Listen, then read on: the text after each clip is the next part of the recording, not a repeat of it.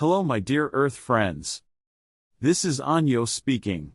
I am an Arcturian. I'm not as sexy to your eyes as Pleiadians are, unless you are into small bald blue men. Although if you are into small bald blue men, I would like to congratulate you on your good taste. Anyway, I greet you, for we are one. This channeler was gracious enough back in mid-2022 to allow me to bring through a few messages.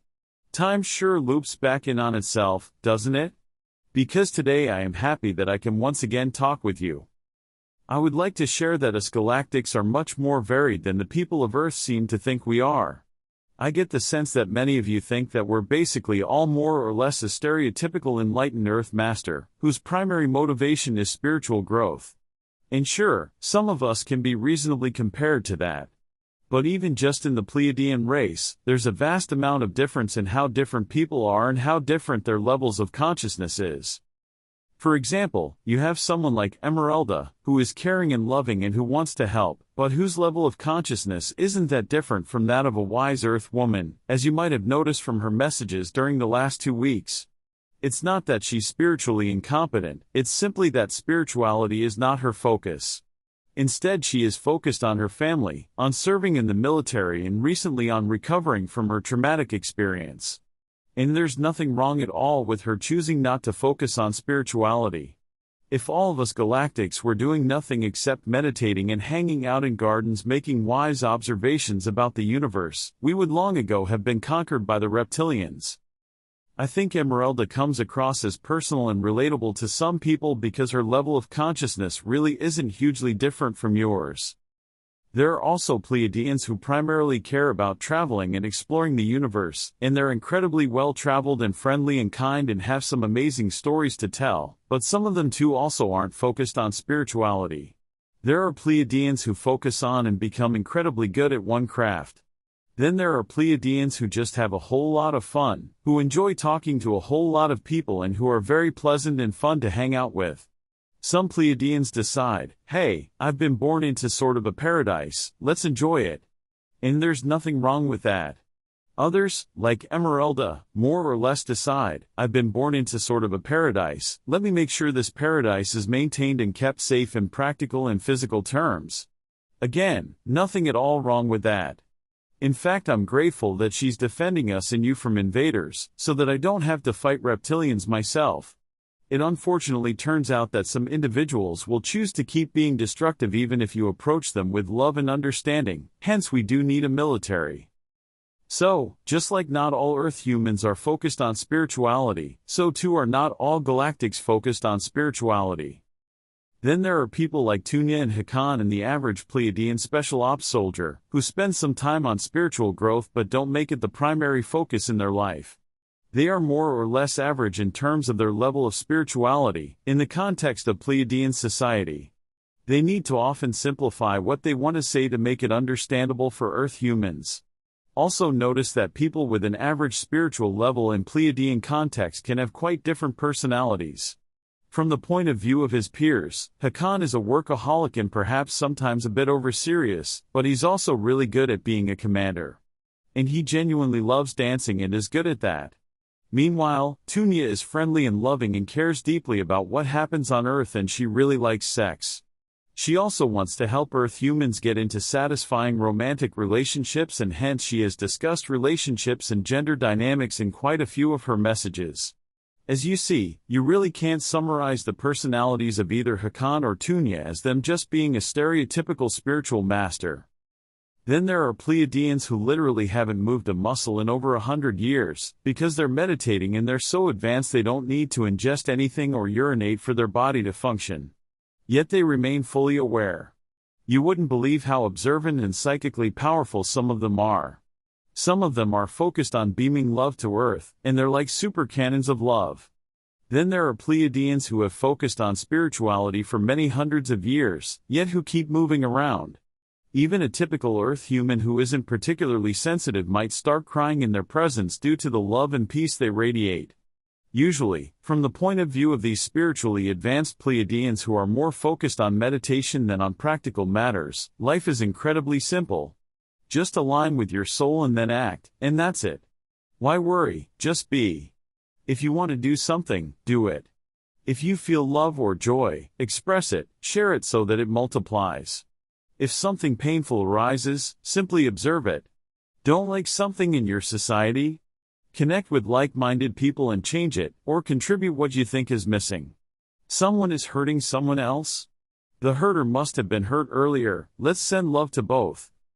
You also have non-physical Pleiadians or even non-physical galactic collectives, and it is hard to even find an appropriate metaphor for their level of consciousness. But let's go back to a slightly lower level of consciousness and keep discussing physical galactics. In particular, let's discuss physical galactics who are spiritual masters even by our standards, who also have practical skills and lots of responsibility. An example of this is Ashtar Sharon, but there are also other galactics who have a consciousness and skill set similar to that. Tourmaline, who was channeled previously, is near this top as well.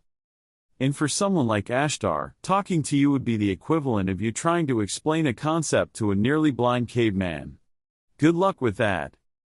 It's by now well known in the spiritual community that channeled messages from Ashtar are often distorted because gray or dark beings frequently mimic Ashtar, and so you get a false channeling. That is one part of it, yes.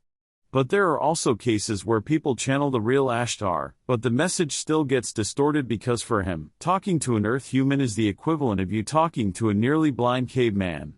The near blindness is a metaphor for your near inability to perceive and understand and work with energy, from our perspective. Ashtar is too polite to point this out, but I'm not as polite as he is, so here you go. Section: Explaining things to nearly blind cavemen. Suppose a nearly blind caveman and his tribe have been fighting people from another tribe, over hunting grounds, and also there is an escalating cycle of revenge and honor killings. This caveman asks for advice, and you decide that it's in the highest good to advise him to meet with the other tribe under a white flag, to treat people from the other tribe with respect, to say these hunting grounds are exclusively ours and those hunting grounds are exclusively yours, to make peace and to give fair compensation to the other tribe because his tribe recently stole and ate a cow of theirs. Okay, good luck communicating this. The caveman doesn't have words for and doesn't understand the concepts of war, peace, dividing things fairly, these hunting grounds are exclusively ours and those are exclusively theirs, escalating cycle of revenge and honor killing, why revenge and honor killing are bad things at all, about what a white flag means, about what respect is, about why peace is better than war, about what stealing is, about what compensation even means, about what fair compensation might look like and why giving the other tribe compensation would be a good thing to do at all. Don't forget that the caveman is nearly blind, so even if his language has a word for cow, the caveman might not have a very solid idea of what a cow is exactly. Also, realize that the words that you may want to use to explain all these unknown concepts might very well be words and concepts themselves that the caveman also doesn't understand. For example, if you want to explain compensation as the act of giving a wrong party something of equal value, then the caveman may not understand the concepts of wrong party and the concept of value. And even if you explain all of that, the caveman might argue that his tribe shouldn't need to give compensation because the other tribe did something bad too. Another issue is that arguments that seem self-evident and seem obviously morally correct to you, may not appear as such to this caveman. For example, the caveman might very well think in terms of, we are good and the other side is evil, therefore it is our moral duty to fight them. Fighting them is good, because they are evil. Good luck convincing the caveman that this worldview is wrong. And remember, many of the arguments that you would want to use to convince him are concepts themselves that the caveman doesn't understand or necessarily agree with. The caveman might say, "What do you mean that conflict is bad? Last week we stole a cow from the other tribe and I had a great meal, so clearly conflict is good." What do you mean, but you wouldn't like it if they did that to you? Well, my nephew is guarding my cow, and my nephew is big and strong, so they can't do cow stealing to me, so you are wrong. Hence, why shouldn't we fight that other tribe? Maybe the real solution is just to fight that other tribe harder, and win, and take all their cattle and women for ourselves. Then there is the issue that underneath every concept you try to explain, you realize that there are two more concepts that the caveman doesn't understand, like a multi-headed hydra. Every concept you want to explain reveals two more concepts that need to be explained first. For example, let's say that you want to make the caveman understand the idea of proposing that these hunting grounds are exclusively for his tribe and those hunting grounds are exclusively for the other tribe. Well, before you explain that, you need to explain the concept of exclusivity. And when you have done that, you realize that the caveman now understands the concept of exclusivity in a theoretical sense, but if someone from the other tribe accidentally wanders into his lands, he's probably going to kill him and then it's war. So now you need to explain the concept of having a proportional response to the caveman. You need to explain the concept of investigating if the other party is being malicious or just making an accidental error, and what these ideas of maliciousness and accidental errors even mean. And you need to explain what to do if the other side is malicious and what to do if the other side is making an error. You need to explain that on one hand the caveman shouldn't be naive, because perhaps the other side is intentionally violating the agreement. On the other hand, maybe if someone from their tribe accidentally trespasses in your lands, it was just an accident and you shouldn't immediately kill them. You need to explain the concepts of diplomacy and of talking first before fighting. Yet you also need to explain that talk first isn't always correct. If the other side runs at you with weapons drawn, then it's not smart to just stand there and try talking. Remember that you need to explain all these new concepts not just in a theoretical sense, but also in a practical enough way that the caveman will actually apply them sensibly in the real world. And you need to communicate all of this in a very limited language. Also be aware that every word you say will be taken as the sole literal truth that is to be applied blindly and without common sense, in all situations, possibly for the next millennium. If you state a rule carelessly, and it doesn't apply in all situations, that might be used as an argument to discard literally everything you've ever said. Not to mention that the caveman might follow your rule blindly in a stupid situation and get into some serious trouble that he wouldn't have gotten into if you hadn't given him a message. Okay, now you have provided one tree of explanations to the caveman. Great! Then there are multiple other trees of explanations that you also need to provide. Another such tree might be how the caveman can actually convince his own tribe to go along with the agreement. The caveman shouldn't just use violence against everyone who disagrees with him, after all. Yet at the same time, the caveman should defend himself against other people trying to use violence against him to make him shut up. On the other hand, the caveman also shouldn't flat out murder anyone who tries to slap him. For you, it's obvious where that sensible middle is, but for the caveman that's not obvious at all, and if you carelessly say something like protect yourself, then the caveman may see that as this divine being telling him that he should murder anyone who touches him. And now you realize that you need to explain that if someone physically attacks him, that warrants a different response than if someone insults him verbally, and of course, some verbal insults warrant different responses than other verbal insults. But it's not just that different wrongful actions taken by the other side warrant a different response. There's also a difference between a strong man trying to punch him, versus a woman trying to punch him, versus a child trying to punch him. On the other hand, while it may be fine to return a punch to a man but not to a woman, on the other hand it is fine to demand that a woman compensate him if she steals food from him. So in that specific case, he can hold men and women equally responsible and treat them equally. However, if the woman who stole food is a single mom and her child is hungry, then maybe it's best to just let her have the food. However, if she has a husband and that husband is too lazy to get food for his child, then maybe don't let her steal the food and talk to her husband instead.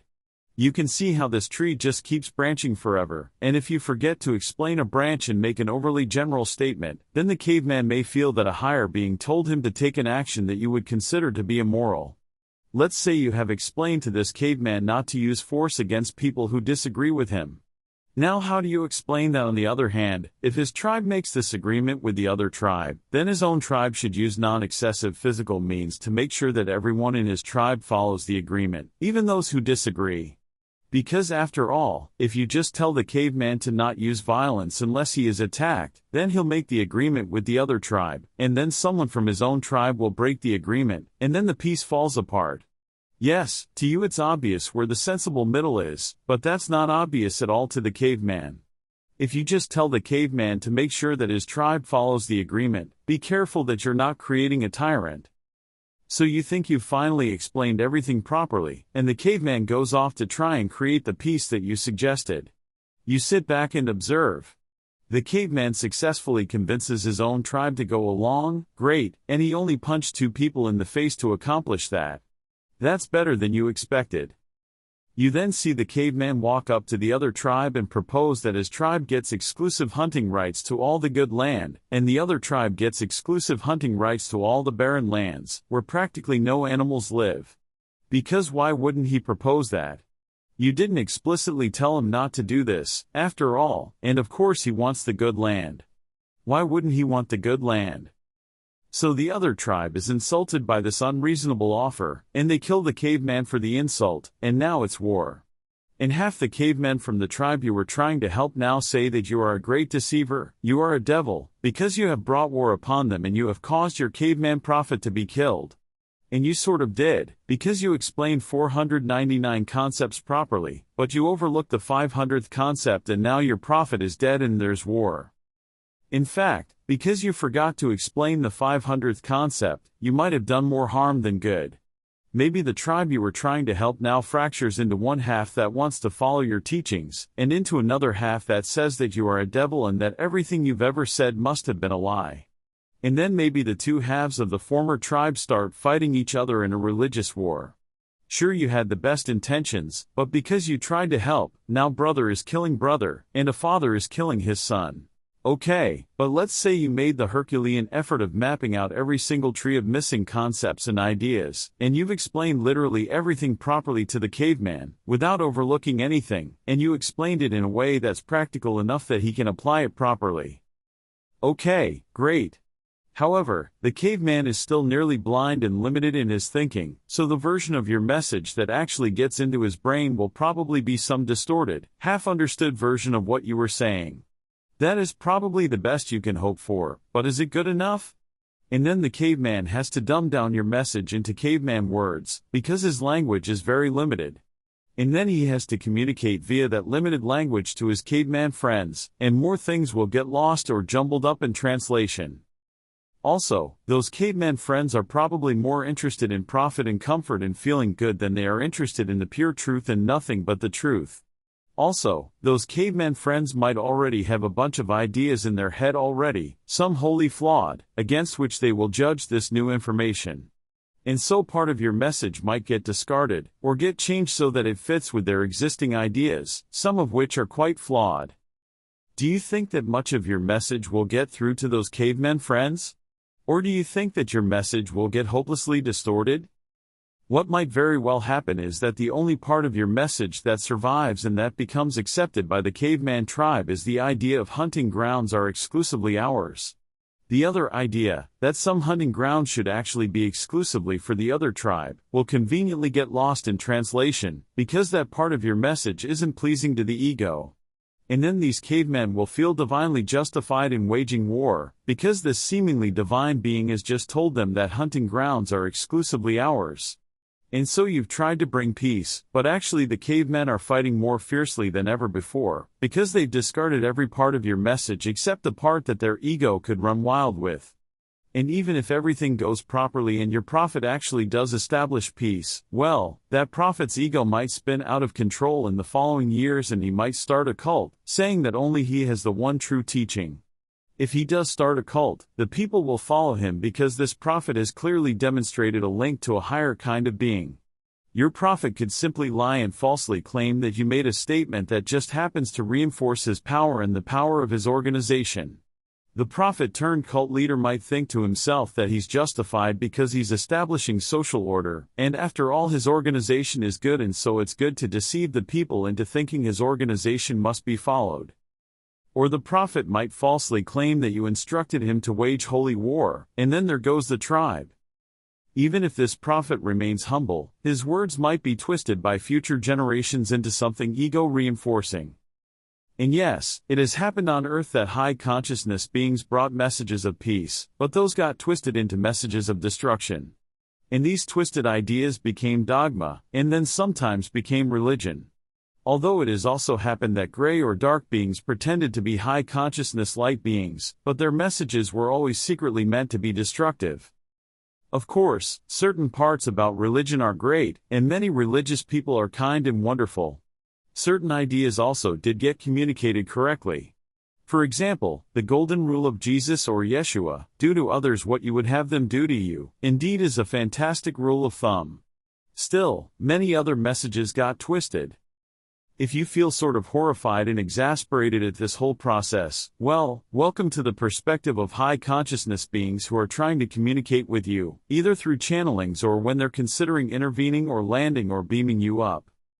We are trying to explain things as best as we can, but the situation on Earth is so complicated that humans aren't fully able to grasp it.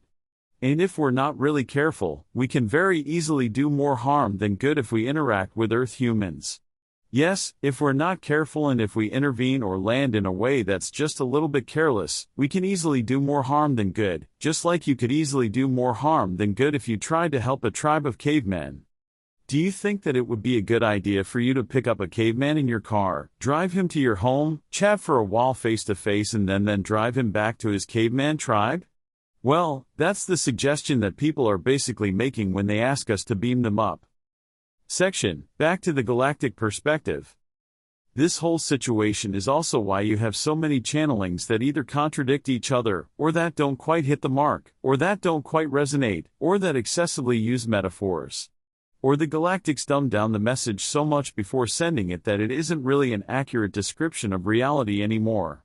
Or a message gets dumbed down to the point where it's just a bunch of spiritual cliches, and when you read these messages you feel that you're just being told the same spiritual cliches over and over again. But well, those were the cliches that certain high consciousness beings decided probably wouldn't get twisted by anyone's ego, and they're a bit careful about saying anything to you except these cliches. This situation is part of why us galactics have been hesitant to beam up some individuals or to land, although we will probably land this year or the next, and may allow some people onto our ships then too. It's quite easy for Earth humans to egoically misunderstand what us galactics might casually say to you, or to adopt a mentality of save us, we're helpless, we can't do anything, please do everything for us, or to treat galactics as flawless gods to be worshipped, or to treat galactics as evil scum because we won't immediately do every single bit of work for you to turn Earth into a paradise. We intend to empower humanity, and it wouldn't be empowering for you if us galactics just crafted a new Earth society and then handed it to you. That said, we are happy to significantly help you. We have also been a bit shocked to observe just how quickly a perfectly normal Earth human can become driven by ego if you give him or her a bit of power or knowledge or privilege or technology. What we don't want to happen is that we beam up an Earth human and interact with them a bit, and then this Earth human decides that everyone must blindly listen to him or her, because only he or she has the one true teaching after interacting with us galactics. We don't claim to have the one true teaching that everyone should follow, but this Earth human might. And an ego-driven person who has some genuine insight or knowledge or power or technology can mislead a whole lot of people through flawed teachings and do a whole lot of damage indeed. There's a reason why the concepts of a false prophet or a destructive guru resonate strongly in the minds of many Earth humans. Then there are the anti-beaming up arguments that an Earth human who has been beamed up and is then later beamed down again might become miserable, or might become a target for kidnapping by the dark controllers. Or they might refuse to be beamed back down, and then there's one less source of light on Earth and everything becomes just a bit darker. Also note that you are probably quite bad at relating to the lived experiences of a blind caveman. This was illustrated by Hakann admitting to being a bit naive about life on Earth. In his recent message, Hakann, the Grey Hats have failed. Though, don't worry about that too much, it's precisely because Hakann lacks some amount of wisdom and perspective that he isn't in the top level of decision makers. Hakann is sometimes invited to give his input, but he's not one of the people who ultimately make the big decisions, such as when to intervene on Earth. To be blunt, ultimately Hakann is just a person who very competently executes the decisions that the people above him in the hierarchy make. I'm not saying anything that would surprise or offend him. We're all mind readers here, and he knows this himself. There is also no shame and no value judgment in any of this.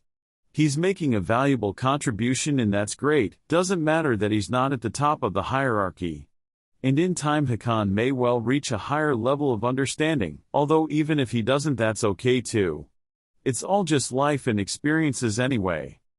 To their credit, Hakann and Tunia are quite good at communicating relatively complex topics in a pretty accurate way, which is part of the reason why they were chosen to regularly work with this channeler. Galactic commanders have to be able to persuade people to do certain things, and hence being a galactic commander means that you need to be good at diplomacy and at explaining things. And for her part, Tunia is simply good at communication. The people at the mid-level of consciousness sometimes think that the high-level of consciousness people, like Ashtar, are out of touch and don't understand what life on Earth is actually like. That's sometimes accurate, but not always. People like Ashtar have their ways. If they choose to do so, to grasp the horror of Earth perfectly fine. They're better at that, in fact, than the mid-consciousness people like Hakann are. Now yes, some high-consciousness people indeed are out of touch because they simply haven't taken the time to really understand what life on Earth is like.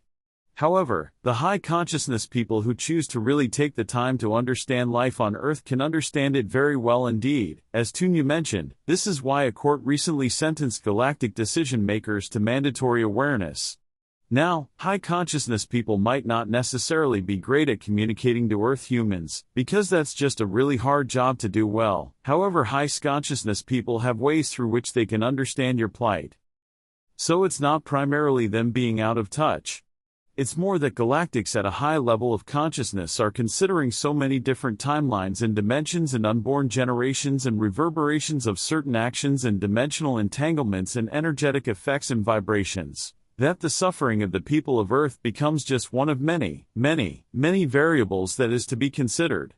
It's like people such as Ashtar are an organic and caring supercomputer, while the people of Earth are only considering one variable, namely their own happiness or lack thereof.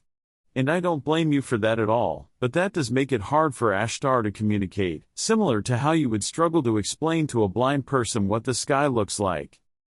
So, other than us being concerned we might do more harm than good, why haven't we intervened yet? The full answer is simply so complicated and involves so many factors and dimensions and types of energy that we're unable to communicate it to you. There's no dark secret or big hidden reason there, it's just really complicated, and we have been trying to explain it as best as we can for some time now. Through these messages, we are trying to give you more and more understanding of the world around you. It's just that in the process of turning this why we haven't landed yet explanation into words or images, we have to dumb our message down significantly, or just use a bunch of metaphors and feel-good sentences. In the process, we always lose meaningful information and meaningful considerations. What I can plainly tell you is that the reason is complicated, and ultimately it's a matter of the Galactic Confederation being free to choose, and having the capability to land, yet choosing to not yet land or intervene. The reason why we haven't intervened and haven't landed yet is not that there's some law, or some divine law, or some law of creation, or some directive that says we're not allowed to intervene. After all, think about it logically. Argument 1. Anyone who makes a law can revoke it or make an exception, so arguing that there's a law that prevents us from landing just moves the discussion to, why isn't the being who made the law, revoking the law or making an exception for Earth? And no, your infinitely loving Creator hasn't made a law saying that your star brothers aren't allowed to help you during your time of suffering. Why would an infinitely loving Creator make such a law? In the thought pattern of we can't understand, we must simply blindly believe and obey is an enslavement thought pattern, not a thought pattern that's part of your upliftment or expansion. Just go by your gut and not by the enslavement pattern that's been drilled into you. Does it make sense that your infinitely loving Creator would ban us from helping our brothers and sisters who are suffering terribly? Don't rationalize some explanation, just go by your gut. Is that a sentence that feels correct to you? It doesn't feel right to me, and indeed, your Creator hasn't made a law that bans us from landing or intervening.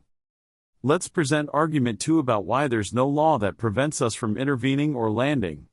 Suppose that we really wanted to make open contact with you, but we're prevented from doing that by some law. Well, clearly we are allowed to actively show our ships to you in your skies, because we are already doing so all the time. Well, then why wouldn't we just blanket your skies with our ships, or spell out messages to you with our ships? Do you believe that there is some kind of divine law that says, galactics are not allowed to intervene, but they are allowed to actively show themselves to Earth humans in their ships, but they are not allowed to show themselves more than a certain number of times each day? Because Source has told us that we may show ourselves 16 times per day but not 17 times because that would just be madness? Doesn't that sound a little silly in your ears? Well, if it does, that might be because there is no law that is preventing us from intervening or landing. We're just choosing not to do so for now because of some very complicated reasons. To the extent that we can explain it to Earth humans, I think Hakann did a good job.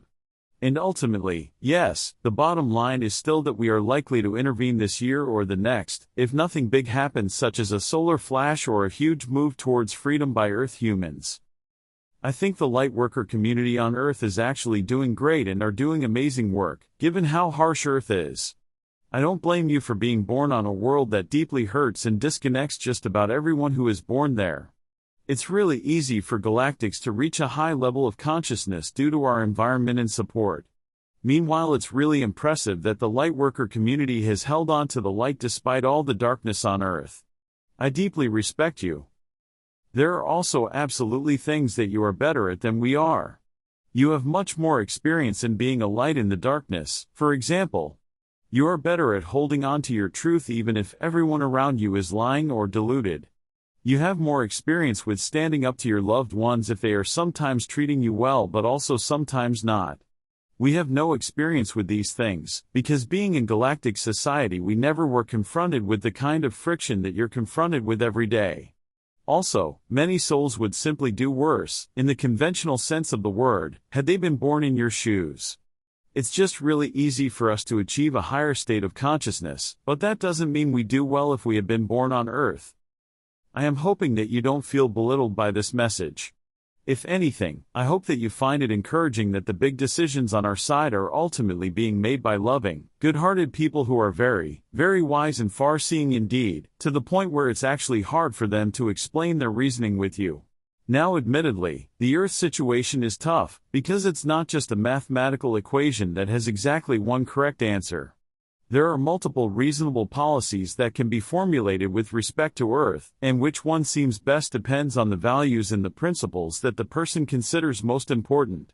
I understand the Galactic Confederation's current policies with regards to Earth quite well, and these policies are reasonable and logical and understandable, but at the same time someone with different values and principles could formulate alternative policies that would also be reasonable and logical and understandable. Hence, there is a lively debate going on within the Galactic Confederation. But still, the current policies, which involve us likely intervening this year or the next if nothing big happens before then, are quite reasonable and understandable in my view. In other words, I understand that many of you are suffering right now and I'm sorry about that, but I do think that your future looks very bright. Once we actually land and are able to offer you some healing and teaching and better nutrition and a round or two of downloading galactic information into your brain, if you wish of course, then things will become a lot more understandable for you. We're happy to explain everything fully, and explaining everything fully may get significantly easier after that.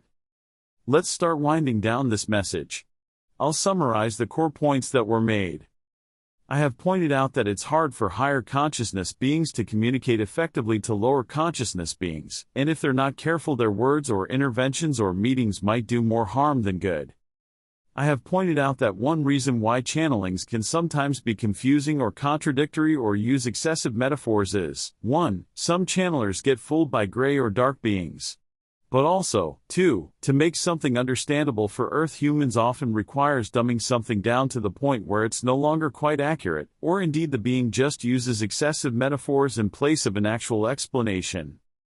I have shared that in terms of consciousness, Pleiadians span a vast range, from the level of consciousness of not much more than an Earth human like Emeralda, to a level that makes it hard for these people to communicate with you because your consciousness and language and understanding of energy and time is so limited. This channeler happens to resonate most with relatively low to medium consciousness galactics, who often have some noticeable flaws, which is part of why they're not yet high consciousness. Meanwhile, most channelers resonate more with high consciousness beings, and those beings more closely live up to the ideal of the almost infinitely loving, almost infinitely wise galactic. This doesn't make this channeler better or worse than other channelers, it just makes him a bit different than most, although not unique. Naturally, people are free to choose which messages they do and don't want to tune into. Pleiadians don't just vary in levels of consciousness. They also vary in what they're interested in and what they focus on. Some Pleiadians are indeed primarily interested in spiritual growth or in performing acts of service, while others just want to have fun, and yet others have a truly wild range of interests. One Pleiadian I've talked to somewhat recently is currently on a journey to see every single kind of butterfly in the universe with his own eyes. What can I say? The man just really loves butterflies, and he loves the places he visits in his quest to see all of them. He hopes that someday soon Earth is safe enough that he can come see your butterflies too. And of course, he also hopes that you will be free for your own sake. And that was it. Next time you see a butterfly, I hope you will appreciate what a truly beautiful creature that is. With love. Anyos.